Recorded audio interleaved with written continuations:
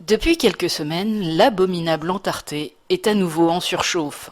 On reconnaît là le charognard attiré par les champs de bataille, mais qui se garde bien d'aller au front, cela va de soi. Tout fier d'avoir été, selon ses dires, l'initiateur de la guerre en Libye, au point d'en faire un film, BHL n'hésite pas à exiger des sanctions de la France à l'encontre de Poutine parce que ce dernier a déclaré la guerre à l'Ukraine. Autrement dit, nul chef d'État ne doit agir militairement sans la permission de Bernard Henry. Aussitôt, notre arrogant sinistre de l'économie se fend d'une déclaration qu'il regrettera rapidement. Ils sont épatants, ces descendants du père Ubu. Ils mettent l'économie française à genoux et s'étonnent que la France n'ait plus beaucoup de poids dans la balance. D'ailleurs, à cause de ces gens-là, la France n'a même plus de souveraineté politique. L'impératrice de l'UE a décidé qu'il faut armer l'Ukraine, ce qui ne peut qu'envenimer le conflit, et attirer le malheur sur notre tête. Mais apparemment, la livraison d'armes n'est pas un problème pour l'écologiste de service. Ainsi, après avoir inondé l'Europe de milliards de doses Pfizer qui nous coûtent très cher,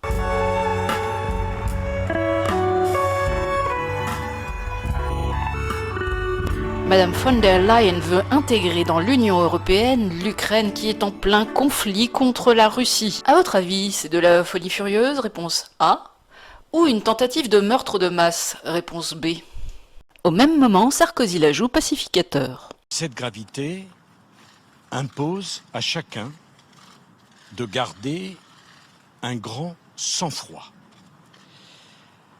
J'observe que l'agressivité, et le mot est faible, dans les relations internationales, ne cesse de se déchaîner semaine après semaine.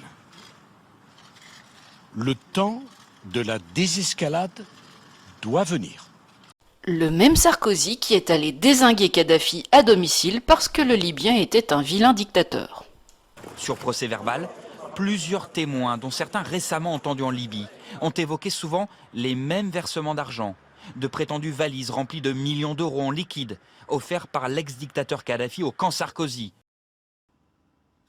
J'ai été le seul chef de l'État qui a reçu les opposants de Kadhafi, qui s'est battu à l'ONU pour que nous ayons un mandat, pour que ce dictateur, parmi les plus sanglants qu'ait connu le XXe siècle, ne puisse plus continuer à imposer la terreur à son peuple.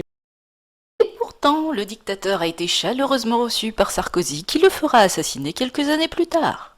Assurément, Kadhafi n'avait rien d'un saint, mais le maniaque du Karcher a tout d'un Judas.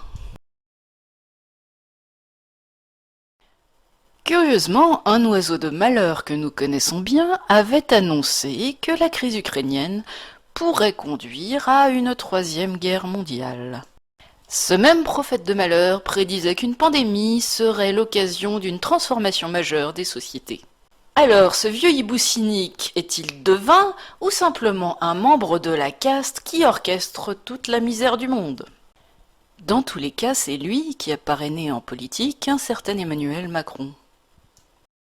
Et depuis que je suis rentré dans le champ politique, je vis ça comme une mission. Il y a une dimension de spiritualité. Il y en a une. Et en tout cas, la conviction qu'il existe une transcendance, oui. Quelque chose qui dépasse, qui vous dépasse, qui vous a précédé et qui restera. Mais vous fumez, monsieur. Blague à part, ces gens-là ont bel et bien une mission à accomplir. Et je peux vous dire une troisième chose. On ira ensemble vers ce nouvel ordre mondial. Et personne, je dis bien, personne ne pourra s'y opposer.